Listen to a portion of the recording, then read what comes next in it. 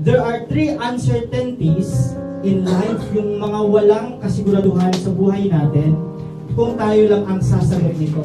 That is why we need the parables of Jesus to answer. Number one, our distance with the Lord. Gaano na tayo kalapit sa Panginoon?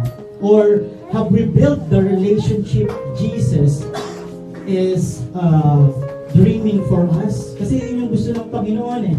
Magkaroon ng relasyon o ugnayan sa tao. Amen.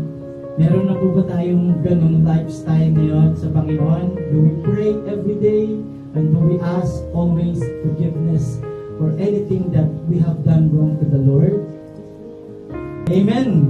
At pangalawa naman po, yung direction natin.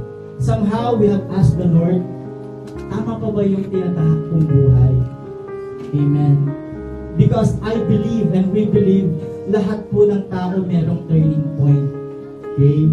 Kung medyo naliligaw na tayo ng ating landas na hindi natin namamalayan, the Lord is always willing to redirect our path so that we can be aligned again to His will and to His plans. Amen? And last but not the least, sinasagot po natin yung tanong na, tama ba at sigurado ba ako sa destination ko?